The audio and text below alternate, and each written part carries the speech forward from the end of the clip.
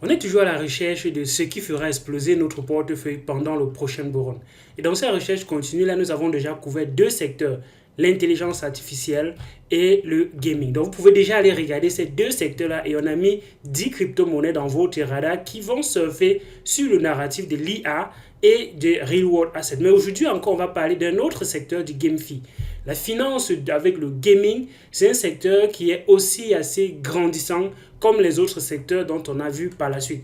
Quand on essaye de regarder un peu le marché du gaming de façon globale, on peut voir que les projections autour de 2006 vont jusqu'à 321 milliards de dollars. Donc en 2026, les projections disent que ce marché vaudra 321 milliards de dollars.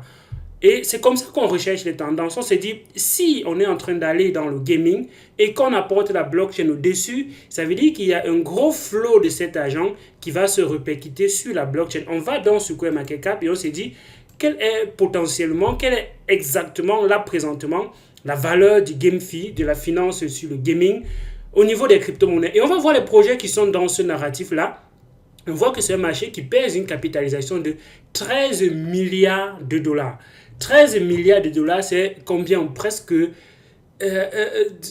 30 fois moins que ce qu'on peut avoir réellement autour des projections de 2026. Ça veut dire qu'il y a potentiellement quelque chose qui va exploser si les projets qui sont déjà dans le gaming adoptent la blockchain pour proposer un certain nombre de services au niveau du gaming. Et justement, il y a des projets qui vont surfer sur ce narratif-là.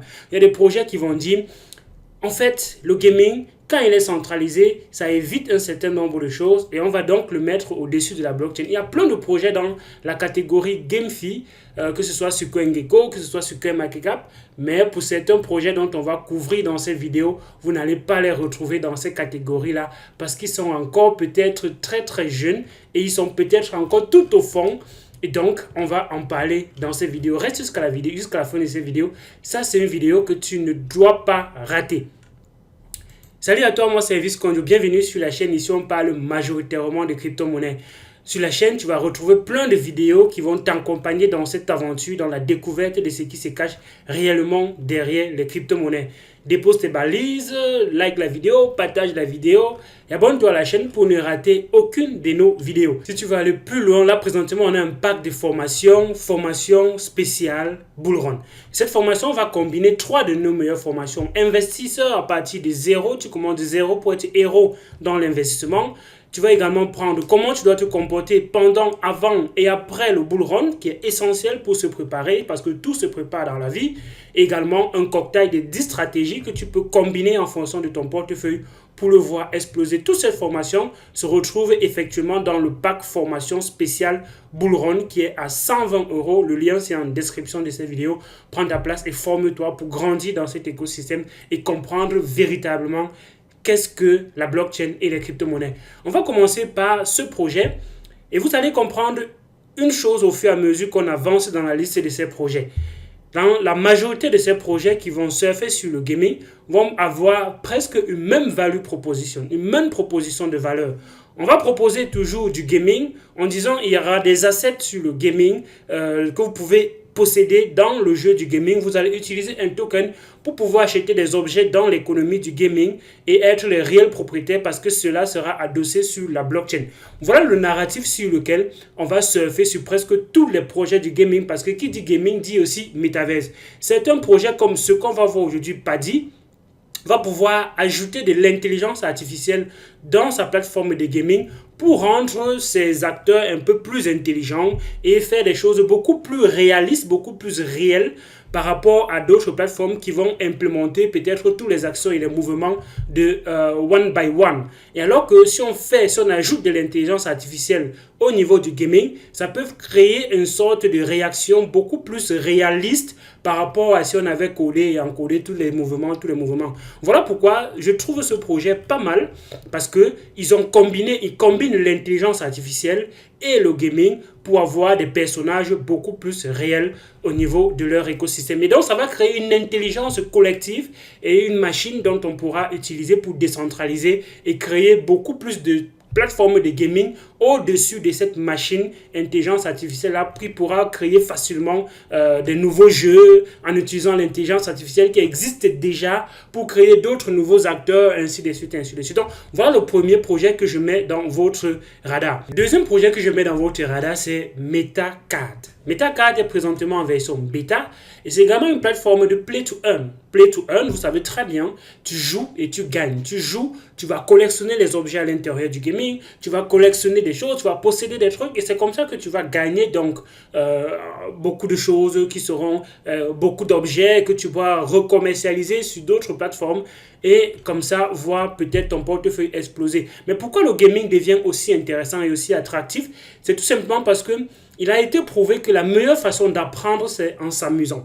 On peut mettre l'éducation avec le gaming, on peut mettre beaucoup de choses qui permettent d'apprendre la politique, ainsi de suite. Si on met ça au niveau du gaming, alors ce sera beaucoup plus facile à digérer, tel un bébé. Un bébé apprend beaucoup plus parce qu'il joue. C'est parce qu'il joue qu'il apprend. Donc les êtres humains ont compris ça et ils vont maintenant jouer dans l'optique de se divertir parce que se divertir, ça permet également d'être content, de générer des hormones qui vont contribuer au bonheur. Et donc le gaming devient un marché assez attractif parce que plusieurs personnes ont compris. Dans cette plateforme, ne va pas être totalement différent de ce qu'on va voir par la suite parce qu'ils vont proposer les play to earn où les personnes à l'intérieur du game peuvent se mettre ensemble pour avoir fun ensemble, pour jouer des parties communes, se mettre en équipe, pouvoir parfois posséder des trucs, posséder des choses à l'intérieur du game, faire des challenges ensemble et tout ça. Bref, c'est la même chose d'une certaine façon. Le troisième projet dont je vais mettre dans votre radar, c'est le projet Reni. Reni, c'est également une plateforme sur laquelle on peut faire du play to earn. Vous savez très bien le play to earn, qui permet de jouer et de gagner, de collecter les choses à l'intérieur, ainsi de suite. Mais ils permettent également de construire des plateformes de gaming pour d'autres personnes. Donc, si vous voulez construire, par exemple, une plateforme de gaming, vous pouvez utiliser cette plateforme-ci pour construire d'autres plateformes. Donc, ils vont utiliser des blockchains comme Layer 0 pour backer les assets. Vous allez comprendre que le rôle d'une blockchain dans le gaming, c'est simplement de garantir que ce qu'on émet, que les objets qu'on émet dans la plateforme du gaming, c'est quelque chose qui peut réellement être possédé par les propriétaires de ce game, donc par les acteurs du game. Quand vous jouez sur une plateforme et que vous possédez quelque chose dans le game, il faudrait que d'une certaine façon, vous soyez le réel propriétaire et que la plateforme ne peut pas vous déposséder de cela. Voilà pourquoi on fait intervenir la blockchain dans les plateformes de gaming. Sinon, on n'aurait pas besoin de blockchain pour une plateforme de gaming. Mais comment une plateforme de gaming prouve qu'il y a effectivement deux objets collectibles pour telle ou telle chose, par exemple? Les épées, s'il y en a 10, il faudrait que la blockchain on peut voir au niveau de la blockchain qu'il y en a effectivement 10. Voilà pourquoi le gaming va utiliser la blockchain pour rassurer les personnes qui jouent, pour prouver aux personnes qui jouent qu'ils sont réellement les propriétaires de ce qu'ils ont dans le game et ce qu'on dit est forcément quelque chose de correct et de vérifiable au-dessus de la blockchain qui est transparente. Donc, cette plateforme de gaming, je la mets également dans votre radar, Reni, qui est également une plateforme où vous pouvez collecter les choses. Ils ont un marché sur lequel on peut vendre, acheter. Vous voyez, certains de ces objets ici, ça coûte les $22. C'est un truc, les boîtes qu'il y aura dans le game qu'on peut collectionner, tu peux posséder dans le game. Tu peux trouver ça dans un endroit bien caché dans le game en fonction de ce que tu fais.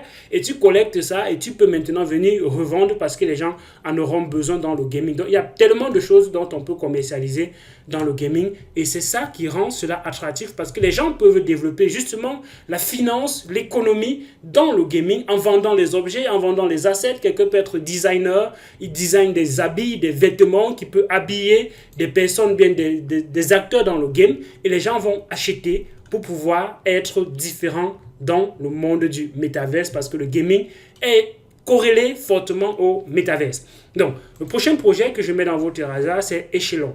Echelon va dans le sens de dire, OK, on va mettre sur pied une certaine machine, une certaine plateforme qui va permettre d'utiliser effectivement la blockchain Et le Web3, vous savez, blockchain, quand on dit blockchain, Web3, c'est la même chose, mais de proposer effectivement un gaming avec la notion de parallèle, avec la notion de parallélisme qui fera peut-être que ce gaming sera beaucoup plus rapide vu qu'il y a ces notions de parallélisme et tout là-dessus. Mais bon, bref, on est dans la même value proposition. Il y aura donc tout un tas de choses qui vont se mettre au-dessus. Il y aura la finance, il y aura les compétitions où on va pouvoir primer les personnes qui vont participer. Il y aura la gouvernance, les médias et il y aura maintenant bien évidemment la boutique où vous pouvez venir commercialiser vos objets que vous allez peut-être collectionner dans le game. Donc, je mets ce projet également dans votre radar échelon. Un autre projet que je mets dans votre radar, c'est Sidus Hero. Sidus Hero, c'est également une plateforme de métaverse, de gaming, de Web 3.0 gaming. Donc, quand on dit Web 3, c'est tout simplement pour dire qu'il y a certains éléments dans l'écosystème qui se retrouvent sur la blockchain. C'est pour ça qu'on va qualifier de Web 3. Et donc, c'est une blockchain, c'est une plateforme, pas une blockchain, c'est une gaming, une plateforme de gaming qui va vous proposer de faire une notion modulaire de l'économie. Modulaire économie, ça veut dire que un objet dans le game peut être possédé par plusieurs personnes. Vous pouvez vous mettre ensemble et posséder certains éléments dans le game. Vous voyez que ça va déjà un peu de façon différente par rapport à d'autres qui disent que c'est une seule personne qui possède un objet. Maintenant, dans Sidus Hero, vous pouvez collectionner ensemble le même objet. Ça fait donc que plusieurs personnes peuvent être les mêmes propriétaires. Ça peut également mettre de la liquidité, au niveau de la liquidité pool, avec un token qui va alimenter forcément le gaming et peut-être les objets, les actions dans le game au fur et à mesure que c'est collectionné, bien que c'est vendu. Ça peut permettre d'alimenter encore la liquidité. NFT Store, bien évidemment, l'objet des plateformes de gaming, c'est de mettre sur pied des plateformes où vous pouvez revendre ce que vous allez collectionner dans le gaming. Donc, vous allez collectionner des NFT au niveau du gaming. Et il faudrait donc un marché pour pouvoir revendre ces objets-là. Et ce marché va sûrement permettre à d'autres acteurs qui ne sont même pas forcément du gaming de pouvoir participer. Par exemple, ce bras, ça peut être quelqu'un qui n'est pas du gaming qui design cela. Donc, un artiste, un designer peut designer des objets pour le gaming et les personnes qui sont dans le gaming vont collectionner cela pour avoir des objets différents, en fait, ils vont s'habiller différemment, ils vont avoir des personnages un peu différents dans le game, au vu et au su de ce qu'ils ont collectionné et de ce qu'ils ont acheté dans le marché des NFT. Donc, il y a beaucoup d'autres choses qui vont se cacher autour de ce game. Donc, je mets dans votre radar et vous pouvez regarder derrière quelle est la value proposition. Comme tous les autres projets que je mets dans votre radar, c'est tout simplement pour vous dire, voici quelque chose, allez continuer vos analyses par-ci, par-là. Je mets ça dans votre radar parce que ce sont des projets que vous n'aurez peut-être pas la possibilité d'entendre par-ci, de voir ça défiler par-là. Vous allez même sur CoinMarketCap, vous n'allez pas retrouver ça, c'est parce que ça se retrouve parfois tout au fond. Pourtant, ils sont en train de grandir et peut-être c'est quand ils vont grandir que vous allez les découvrir, mais je vous fais découvrir cela maintenant.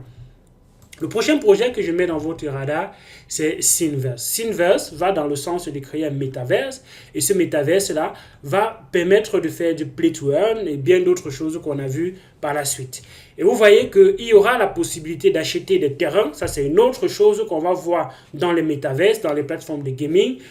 Vu qu'on peut collectionner les choses à l'intérieur, si ça se passe sur un terrain, pourquoi ne pas faire en sorte que ce sont également les personnes qui possèdent ce terrain-là.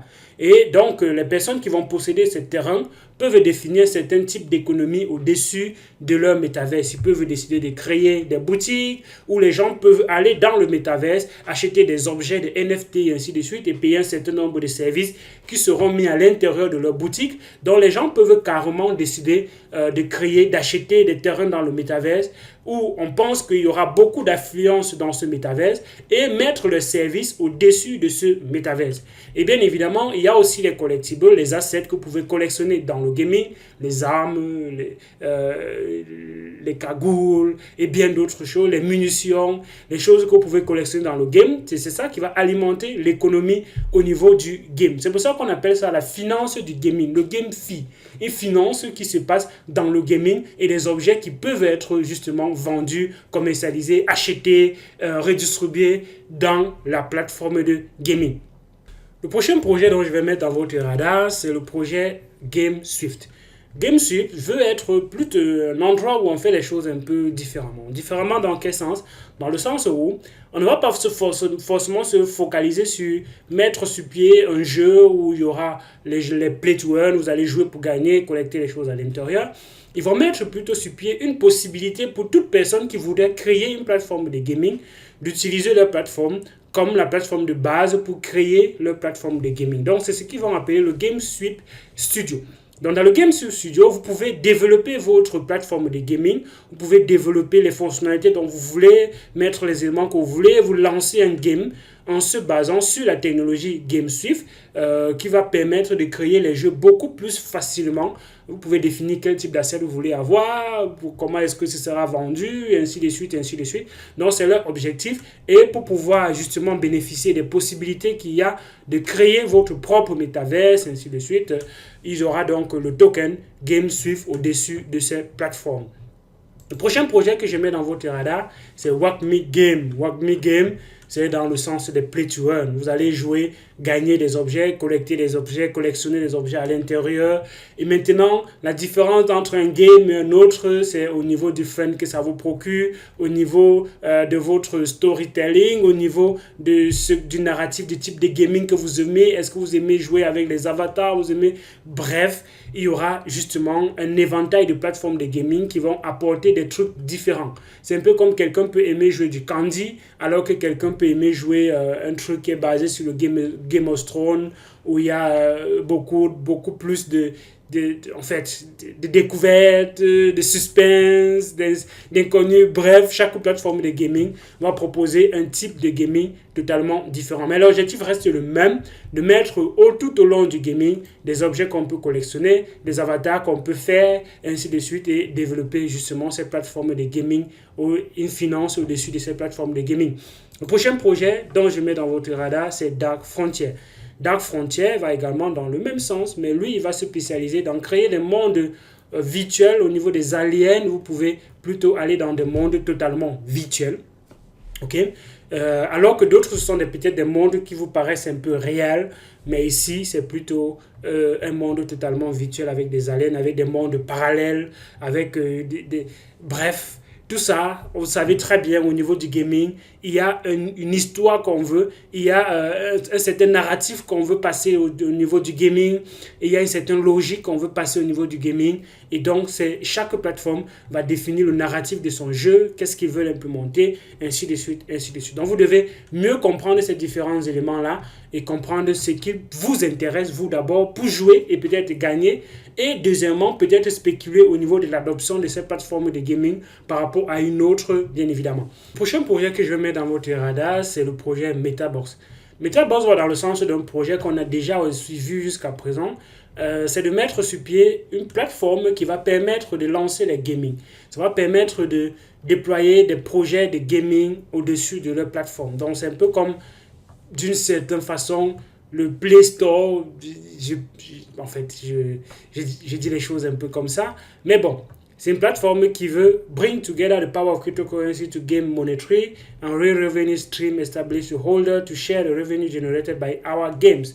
Donc, ils vont mettre sur pied une plateforme qui aura un ensemble de projets, un ensemble de games alimentés par le même token. Et les personnes qui détiennent le token, c'est eux qui vont bénéficier des revenus qui sont générés par les plateformes de gaming. Donc, par les plateformes de gaming, là, présentement, il y a 2 plateformes de gaming au-dessus. Et vous voyez qu'à l'intérieur de la plateforme de gaming, on va forcément utiliser le token pour pouvoir se procurer certains éléments et certains objets dans les games qui seront déployés sur la plateforme. Donc, c'est un peu comme on dit aujourd'hui, Google Play dit, OK, nous sommes une plateforme qui héberge les applications, mais toutes les applications qui se construisent au-dessus de notre application doivent utiliser notre token pour pouvoir vendre quel que soit ce qu'ils veulent vendre dans leur écosystème d'une certaine façon. Donc, et là, vous dites, OK, si ça peut être intéressant, si ça peut être adopté, alors le token peut avoir une très grande utilité. Donc, voilà pourquoi certaines personnes vont commencer à spéculer là-dessus et ça va dans le même sens que Gala. Gala, qui est un peu un géant dont vous connaissez très bien, va également mettre sur pied une plateforme qui va hoster plusieurs types de gaming. Et ça va même pouvoir mettre plusieurs types d'autres services en dehors du gaming. Il y aura les métaverses. Et les métaverses, là, ce sont des écosystèmes virtuels où les artistes peuvent faire des prestations ou bien on peut organiser des réunions virtuelles dans le métaverse. Et tout cela alimenté par un seul token au milieu.